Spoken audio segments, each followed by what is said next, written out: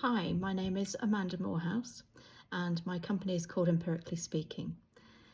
So what does that mean? It means that empirical actually means that you've learnt through doing, and I've got plenty of experience of that with regard to disaster resilience. So I have complex PTSD, and as post-traumatic stress disorder is not a new thing these days, I'm not going to bother to explain it.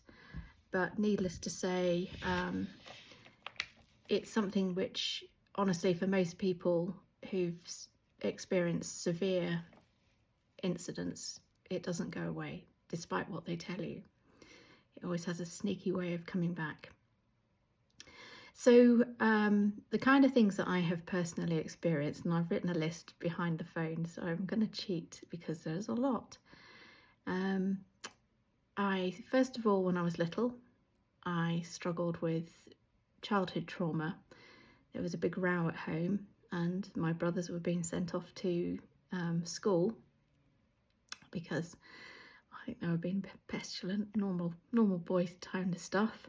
There were 4 of us to deal with, and I was traumatized by the event, and as a result I stopped talking. And then my mum had read somewhere that getting a dog, well, this is what she told me, that she'd read this in a magazine, and so we went off and we got a puppy, and so I got a Yorkshire Terrier who was very sweet until she actually got some puppies, and then she decided to eat them, and then I didn't like her quite so much. So anyway, that was been a bit traumatic, but the dog worked, and you know, it was good to have her. So then when I was a bit older, I was in a car accident around the age of 11 or 12, and I've actually got 13.5 inches worth of scarring. Not that I'm very lucky, because it stops here, and the other bit literally kind of goes down and it stops just on that hairline there. If I put my head down, I put my hair over this way, but normally you can see a great big bald spot, and so anybody who's taller than me gets that delightful view. But never mind. So that was a truck going into the back of our car, and they actually thought, the insurance people thought we were dead, the farmers union. But luckily we weren't. So they had to cut the roof off the car. And back in those days, I didn't wear you didn't have to wear a safety belt. I don't think I was in the back of the car then. My parents were in the front, but that was the ruling around that time, but that changed. Anyway, and then, excuse the phone's clunking. At 20, I worked out somewhere in my 20s, and in my early 20s, I struggled with verbal abuse from a boyfriend who'd tell me I'd look disgusting and I'd have to go upstairs and get changed. And he was always kind of running me down. I was a bit of an airy fairy, fluffy. My mum used to call me a butterfly, and I know in the last couple of years that I've got ADHD, so that explains a lot to do with why I was given that title. But then towards the end of that 5-year relationship, he raped me, and then a couple of years later, or the year later, I got raped by somebody I thought was a friend, and so yeah, had to deal with those. What else has happened? Being from England, I went to work in London at one point, and next to where I was working, there were a couple of guys who were washing windows, and their hanging device basically became unhooked, and so they plummeted to their death, which was awful. And there were some bombs, yeah, and I saw the effect of the bombs in a couple of areas, and then so yeah, they had some effect, but they were further away from me, if you know what I mean. What else has happened? I got married, then I was going to go contracting because contracting salaries were like 4 times bigger. And then I was on my motorbike and I was knocked over by a taxi driver, a black cab. And I was riding the motorbike. It was a Ducati Monster 900. But unfortunately, he clipped my leg, and so I got a broken tibia and fibia. So it snapped the leg altogether. Well, that was pretty rough. And then I went into the hospital. So I had a weirdo who moved my leg while I was on the floor, which was kind of strange because he definitely wasn't an EMT, and we were having some incidents around that time in London that people were doing strange things. And then when we got to the hospital, because I say we, the ambulance driver and the paramedics and I, because there was a joke because I was almost airlifted. But anyway, so then I went in the ambulance, but unfortunately there was a baby who was there and it stopped breathing and had died. So that was very sad. So what other the gruesome things can I tell you?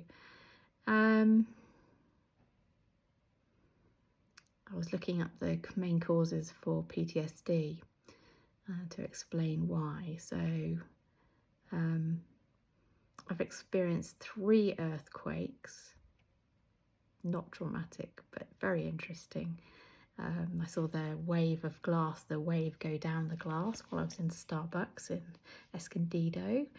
I was lying in bed on the next one and there was a massive crack in the window of the door frame in the garage. I literally felt the wave going down the side of the house and then this crack, almighty crack, as it broke the frame for the door. And another one, I was sat on a bridge in Santa Monica and the bridge moved somewhat. So yeah, that was an exciting thing. And then there was another one, actually, a 4th one, and that was my husband at the time.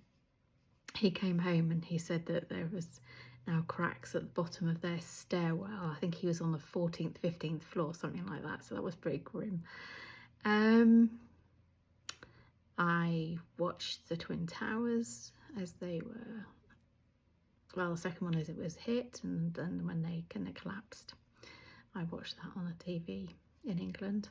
That was very, very upsetting, to say the least. I've had some near misses, quite a few of them, by a week, a month and a year. And so that was the Herald of the Great Enterprise. There was a riverboat in London, bombing in Manchester, various other things that I've narrowly missed, literally by a week, a month and a year. What else have I done? This is driving with PTSD. So yes, I used to get flashbacks, and that was when my PTSD was still quite out of control. That was about 4 or 5 years after the motorbike accident, and it was still going on. So I was struggling quite a lot with that. From disease, you can get PTSD. So I've had my ear has been rebuilt, so they drilled all the way up here. That was traumatic because I was chucked out the hospital too damn quickly. I hadn't really come to. They should have put me in overnight, and I think if I'd been in England, that would have been the normal course of events. But America being the way it is, let's charge you £3 billion dollars to stay overnight. It's no longer about the person, it's all about the mighty buck. And so that's another video, and I'd be really cross about that.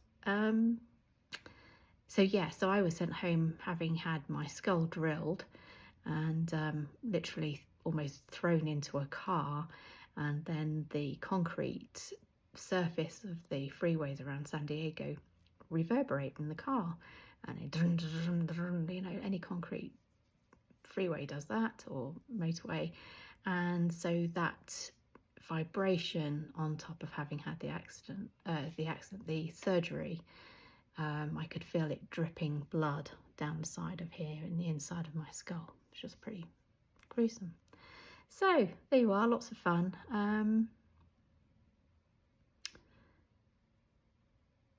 I guess so. The other last one is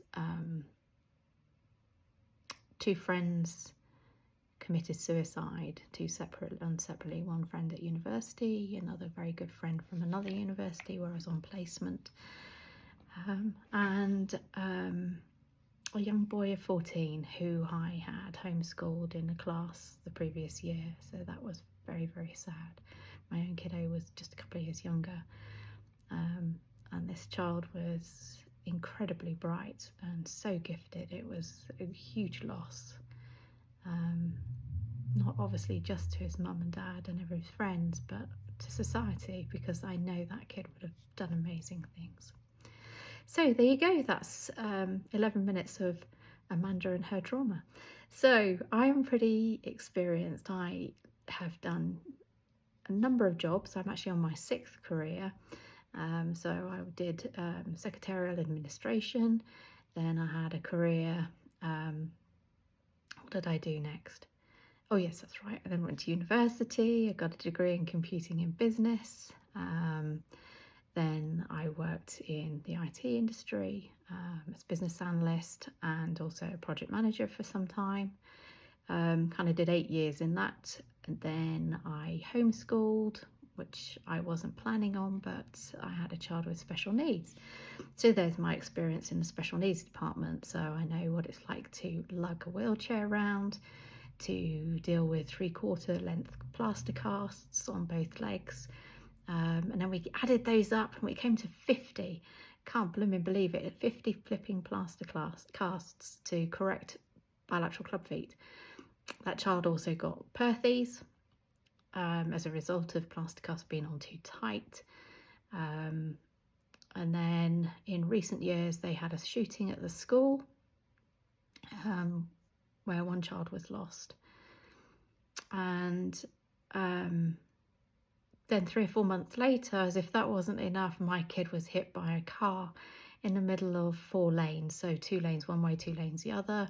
There were no other cars around. They had actually waited until the road was empty, and then the car came over and smacked them right in the middle. This woman had no clue where the child had been cycling from, clearly had been on the phone, had clearly not stopped at the stoplight because there was no way that she could have travelled that quickly, having stopped and then collected my child who had already left the other side. So she definitely didn't stop. And then to make matters worse, she had a crack across her windshield, which went from side to side. She was given, like, I can't remember exactly how many points. Let's say it was 3 points, and they reduced it down to 2, which I couldn't believe. So there's another little bit of fun. So yeah, it's been an interesting life, and that's just one aspect of it. I have discovered that I'm neurodivergent. I think about things in a completely different way to other people, or a lot of people, not everybody. So, and that's mostly okay. Occasionally it's kind of, I read that in completely the wrong way. So, and I realised that. So anyway, you can tell I've got plenty of life experience. I would like to set up some disaster resilience offices. I've already created a blueprint.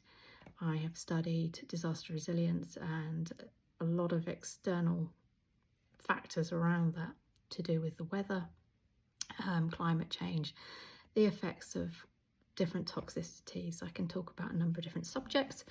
I would love to come and give a presentation if you would like to invite me.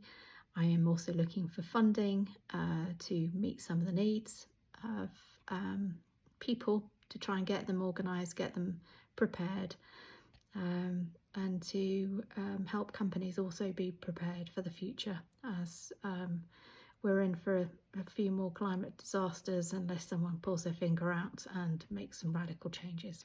All right, cheers. Thanks for listening.